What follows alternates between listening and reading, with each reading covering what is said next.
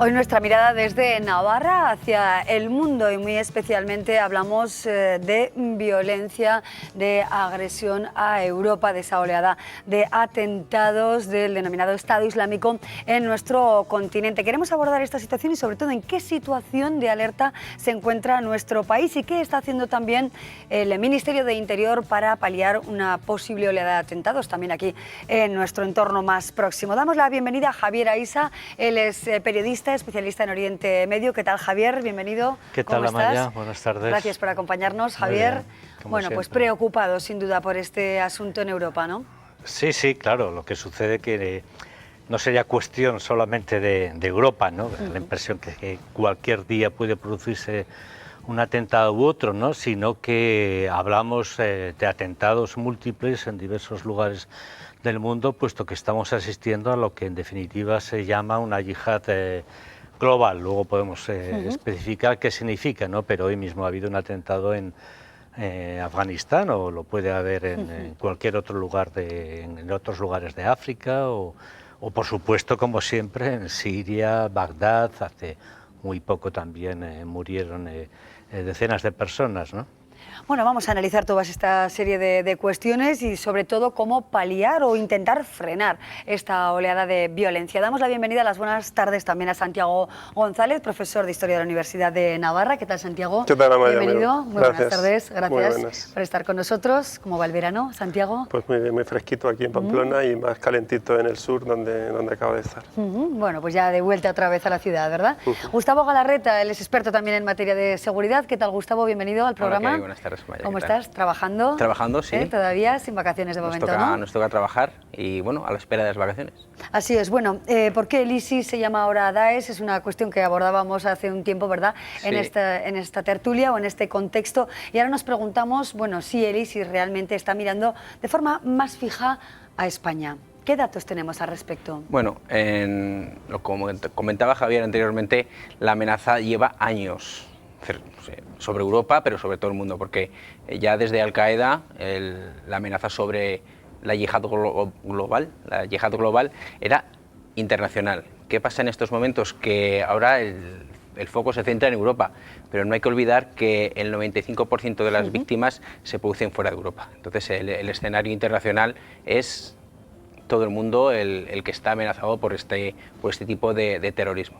Claro, pero ¿qué se está haciendo, no? ¿Cuáles son los movimientos que se están dando? ¿Cuáles son los focos donde se concentra mayor población preparada quizá para atacar distintos puntos de Europa? Actualmente, por ejemplo, si nos centramos en España, el trabajo que se está haciendo es el trabajo de inteligencia, ¿no? El trabajo de coordinación y sobre todo de monitorización de las personas que pueden ser las personas que encaucen a otro tipo de personas a realizar actos terroristas, lo que se denomina la formación o la captación para grupos terroristas como es el Estado Islámico. Entonces, lo que se está trabajando sobre todo es la inteligencia. Todavía los niveles de alerta nos encontramos en el estado 4 y no se ven visos de que se active el estado 5, que sería la participación también del ejército. Y entonces lo que se trabaja ahora mismo es la inteligencia y la coordinación con otros países que se ven amenazados. Sí, es Santiago. En España, como he sabido, hay casi 1.900.000 musulmanes que se concentran en la zona del Levante, particularmente en Cataluña, donde hay 500.000, Madrid en torno a 300.000, igual que en Andalucía. Aquí en Navarra hay en torno a 22.000, según los datos que ha dado la Unión de Comunidades Islámicas Españolas. Son casi 2 millones, pero el Ministerio del Interior dijo a comienzos de julio que el número de ciudadanos españoles que ha ido a Siria a luchar son de 179. Por lo tanto, vemos que es una fracción mínima. No sé por cuánto habría que multiplicar esa cifra de 179 personas para saber el número de apoyos. Por 5, por 10, por 15, por 20, no lo sé. Hay 30 y tantos retornados, en gran parte en la cárcel, y algunos de ellos en libertad, digamos, vigilada. Entonces, las fuerzas de seguridad hacen su papel, no ha habido atentados en España. La seguridad cero, como ya todos sabemos, no existe, pero la policía y los cuerpos de inteligencia hacen muy bien su trabajo hasta la fecha. Sí, hay un cambio de actitud, sí, Javier. Hay una cuestión que nos ha llamado hoy especialmente la atención, ¿no? Porque hemos conocido cómo el Estado Islámico está buscando traductores en castellano, traductores en español. ¿Esto indica algo, Javier? A ver, vamos a ver, yo quisiera primero comentar una cuestión de fondo que tiene que ver con los planteamientos estratégicos de lo que pueden ser todas esas decenas de grupos que están que reivindican la yihad. Cuando reivindican la yihad, reivindican una yihad bélica porque forma parte de su manera de entender el Islam. Y ahí diré que ese yihadismo, en fin, que se compone de una versión muy sui generis, una interpretación extremista, intolerante, literalista y violenta del Islam, no nos debe llevar a pensar que todas las comunidades musulmanas aceptan, diríamos, esta propuesta, sino justamente lo contrario, porque ellos son, diríamos, los primeros, las primeras víctimas, ¿no? En todos estos atentados, en Niza incluido, mueren personas musulmanas, no quiero ni contarte en el mundo islámico. Segunda cuestión, y si voy a lo que tú preguntas directamente, una de las claves de este fenómeno yihadí, bien Al-Qaeda, bien el Estado Islámico, Daesh, o como queramos llamarlo, suele dividir, lo comentaba ya al-Zawahiri, ¿no?, el líder de Al-Qaeda, entre el enemigo lejano y el enemigo cercano.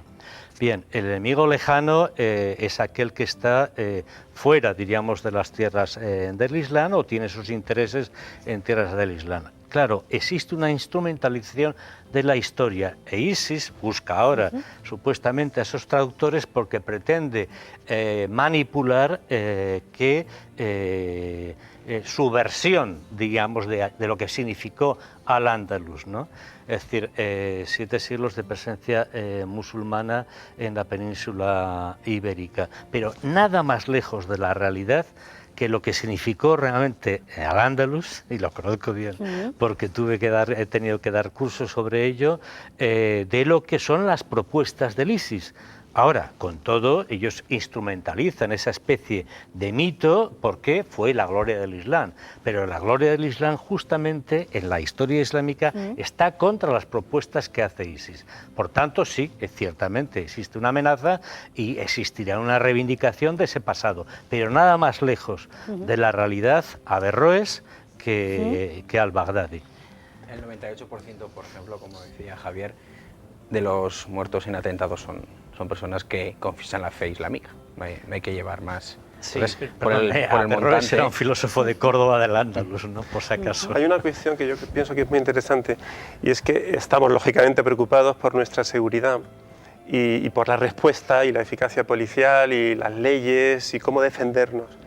Pero me parece que el principal problema no es nuestro, que lo es, sino el principal problema se encuentra dentro del mundo musulmán y fundamentalmente quién define cuál es la verdadera identidad musulmana y si forma o no parte de esa identidad la yihad, como un pilar esencial de la religión.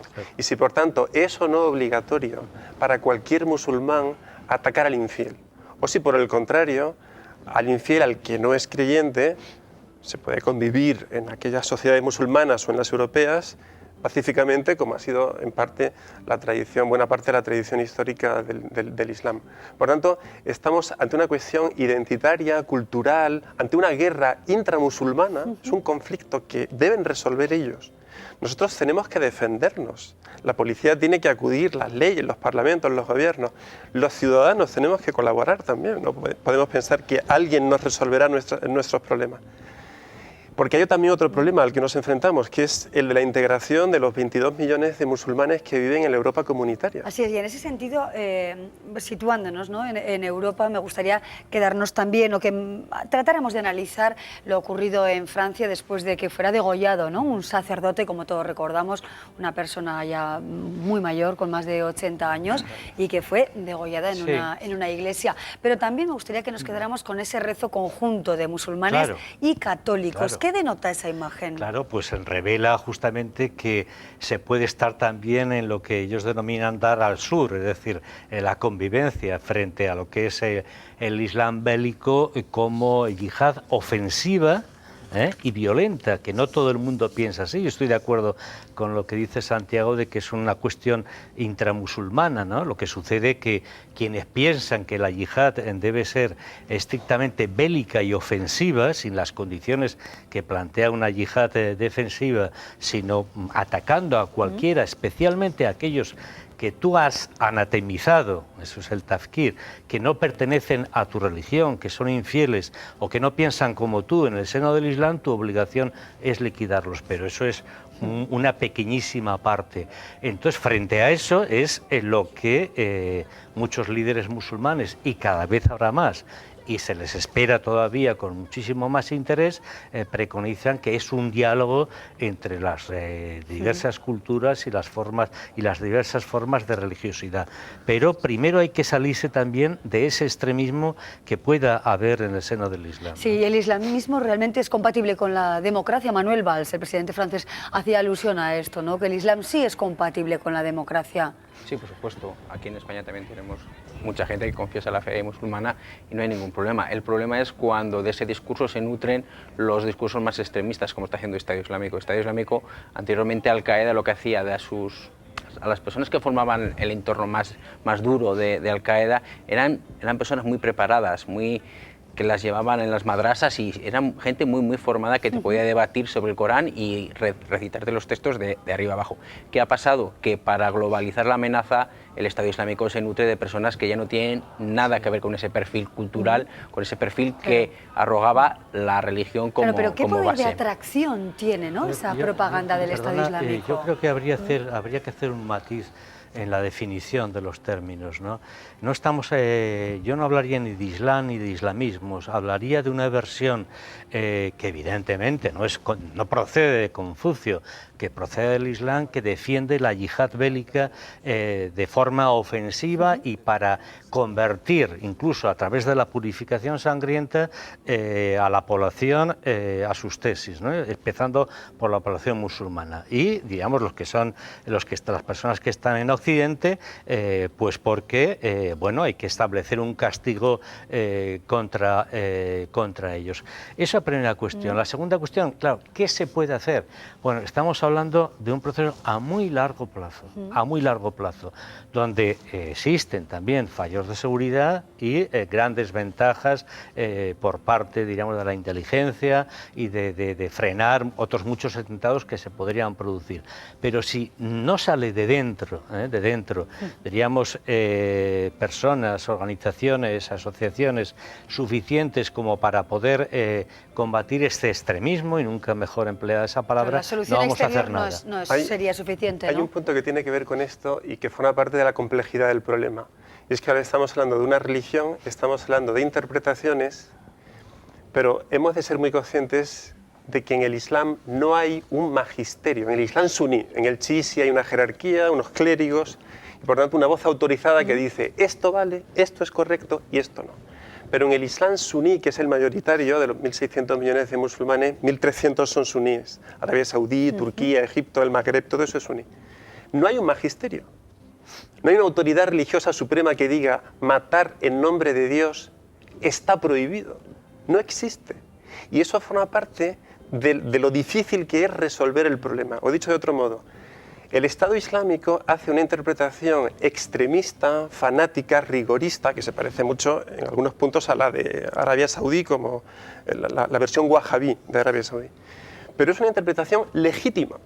Y ese es el problema, que no hay ninguna autoridad religiosa en el mundo musulmán que, invocando el Corán, los hadices, las tradiciones jurisprudenciales, pueda decir, estáis equivocados. O pueden decirlo, pero ellos dirán, tenemos libertad para opinar e interpretar así.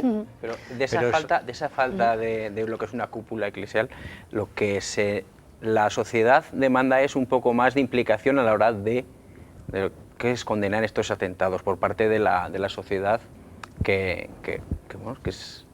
Ahí entraríamos en un debate muy interesante sobre lo que es la teología y la política en el seno del Islam, ¿no? Que no llega el caso, ¿no? Pero yo creo que eso tiene sus ventajas y sus inconvenientes, porque nada mejor que, diríamos, el reformismo musulmán o islámico para poner coto a todos estos movimientos extremistas que siempre han estado de una forma u otra en su historia, ¿no? Pero hay quien dice que interpretan más los hadices que la propia vida del profeta. Bueno, yo creo que ahí la gran desventaja es que adquieran más carta naturaleza aquellos que piensan que frente al consenso, a la discusión, porque hay fórmulas de consenso o fórmulas de consulta entre los propios musulmanes para frenar este tipo de extremismos, triunfen estas versiones tan, como dices, tan dogmáticas, tan liberalistas y especialmente tan excluyentes del otro y tan violentas, ¿no? Tan radicales, efectivamente. ¿Y por qué el odio a Francia especialmente? Porque es el país condenado a mayores ataques hasta el momento, violentos, agresivos y mortales. Francia forma parte de la coalición, pero como puede ser también ha participado Rusia, ha participado Australia. Hay otros países que son. ¿Qué pasa con Francia? Que la población musulmana de tercera generación, estamos hablando de ya terceras generaciones, que no han recibido más que del país que les ha acogido a sus abuelos, no han recibido más que educación, cultura y lo que es todo lo que da una sociedad occidental, ¿no? Entonces ellos ven en ese mensaje que manda el ISIS de no os preocupéis, todo lo negativo que hay en la sociedad occidental yo lo voy a revertir, yo soy quien realmente tiene el mensaje, y si venís, o gente que va hacia Siria a formar parte del Estado Islámico, pues ellos ven un mundo islámico real, ¿no? Lo que se denominan el Estado Islámico. ¿Qué pasa? Que muchas veces la radicalización express que se denomina se hace a través de redes sociales, y ese mismo Estado Islámico se nutre de personas de un nivel social un poco más bajo, pero también sobre todo de la sociología de la sociedad. Yo añadiría, hay un pequeño matiz histórico, que es que Francia junto con el Reino Unido fueron las dos grandes metrópolis europeas que organizaron las fronteras tal como hoy las conocemos de Oriente Medio. Con regla y... Con Escudo de Cartago. Y por tanto, famoso Sykes-Picot, el tratado del año 1916, Sykes-Picot, donde ellos dicen, bueno, las áreas de influencia francesa e inglesa van a ser estas. El Estado Islámico quiere borrar toda huella que Occidente, que es el enemigo, que es el que ha podrido al Islam, según su versión, ha dejado en nuestro mundo. Y eso significa borrar las fronteras, borrar los gobiernos aliados de Occidente, borrar toda huella de ese mundo, que es un mundo infiel y que nos hace seguir siendo una cultura decadente, y tenemos que recuperar nuestra gloria, y tenemos un modelo. Claro, hablamos de Francia, pero también el Estado Islámico llama a sus seguidores a fijar sus objetivos en Rusia. Sí, a ver, eso tampoco es que sea exactamente nuevo, ¿no? Yo insisto, ISIS siempre hace, o Daesh o el Estado Islámico hace una instrumentalización de determinados momentos históricos, ¿no? Porque sobre todo lo que quiere conseguir es la hegemonía dentro de estas vanguardias violentas del Islam, ¿no? De entrada frente a Al-Qaeda, pero también liderando, por ejemplo, procesos de reislamización que estaban ya allí, porque el Islam en Rusia es un clásico, pero diríamos, momentos duros que hubo en la historia del Cáucaso Norte, por ejemplo, como Chechenia, reivindicar de alguna forma la formación también, valga la redundancia, de un cierto emirato en ese escenario, puesto que hay una base social muy violentada por Rusia, muy agredida por Rusia, y que, bueno, pues de alguna manera ellos pretenden encabezar esa supuesta liberación. Y Rusia es un objetivo lejano, pero al mismo tiempo es un objetivo cercano en la medida que está interviniendo en territorio reivindicado actualmente por el ISIS, que justamente lo que ha buscado con ese califato es romper las fronteras de Sykes-Picot, ¿no? Efectivamente, pero ¿y la financiación hasta dónde, no llega la financiación del denominado Estado Islámico para acometer, bueno, toda esta serie de atentados y esta ola de terror? Ahora se está cortando mucho las rutas de financiación del Estado Islámico. Las rutas de financiación que eran la venta de petróleo ilegal, la venta de todo el patrimonio que expolió tanto en Irak como en Siria, y sobre todo los secuestros y venta de drogas. Esa financiación llegaba a ser a $2 millones diarios. Sí, pero no era la mayoría de la financiación, el 80% de la financiación era de los impuestos del propio territorio controlado por el eso viene posteriormente, cuando una vez se afianzan ellos, que son capaces de crear una logística administrativa dentro del Estado Islámico, que ellos lo denominan. Crear un Estado, una administración. Ellos más allá de la toma de Mosul y del banco, que estaba ahí todo el dinero, ¿no? Esperando. Eso es, cuando ellos captan a sus fieles en Europa, ¿qué hacen? Venden ese Estado Islámico, un Estado Islámico real, un suelo sobre el que lo que es su lectura del Corán les lleva, porque los grupos terroristas no tenían un suelo, no tenían un gobierno fijo en un sitio, sino que eran grupos terroristas que no, eran un invisibles, ente, eran un ente, como era el caso de Bin Laden. Sí, ¿y qué consecuencias puede tener una guerra de religiones? ¿Se pretende una guerra de religiones? Volviendo un poquito a lo ocurrido en Francia la pasada semana. No hay guerra donde uno no quiere, y el cristianismo no está en guerra con el Islam. Después del asesinato, del degollamiento del sacerdote, el Papa y la jerarquía católica habló de, en fin, que no está en guerra con el Islam, no hay una venganza, hay que perdonar, hay que disculpar y eso suaviza y evita que haya una espiral de acción y reacción que no conduce a nada sino a más muertos. Y por otra parte, tampoco pienso que el Islam esté en guerra contra el cristianismo. Es decir, forma parte de la propaganda del ISIS hacernos creer que esto es un conflicto religioso. Yo diría que esto es un conflicto de carácter político-religioso, donde una determinada interpretación del Islam, como hemos dicho antes, trata de apoderarse del alma del Islam. Un Islam que son 1.600 millones de personas que van desde el extremo occidental de África al extremo hasta Asia. Hay muchos mundos dentro del Islam, muchas interpretaciones, y esto no es una guerra de religiones. El propio Islam no lo ve así, aunque, insisto, no hay una autoridad jerárquica suprema religiosa en el Islam que diga esto es así o no es así, pero la inmensa mayor parte de los musulmanes no lo ven como una guerra de religiones. El cristianismo, en sus más diversas confesiones, tampoco, el catolicismo tampoco.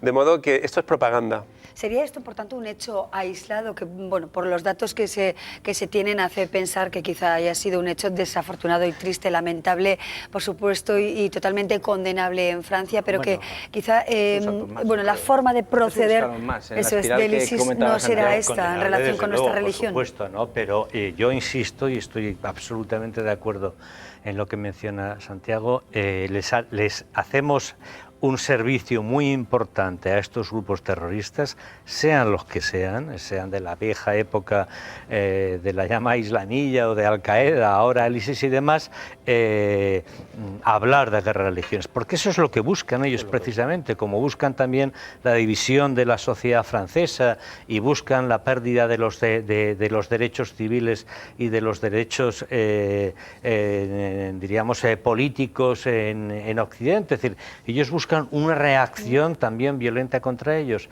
y no es así. Bueno, puede haber más atentados, los puede haber contra religiosos, los puede haber contra religiosos católicos, los puede haber contra musulmanes, los puede haber contra quien ellos busquen, ¿no? Diría dos cosas. Uno es que ese atentado se produce unos pocos días antes de la Jornada Mundial de la Juventud. Por tanto, es un aviso de carácter propagandístico a un gran evento internacional católico para decir, vamos a ir por vosotros también allí. Por tanto, es un modo de difundir y generar miedo. Felizmente no ha pasado nada. Y al mismo tiempo, este episodio aislado en Europa, el asesinato de un católico, de un sacerdote, es algo que por desgracia ha sido común en la guerra de Irak, en este conflicto, en esta guerra del Estado Islámico, en sus primeras fases. Es decir, el asesinato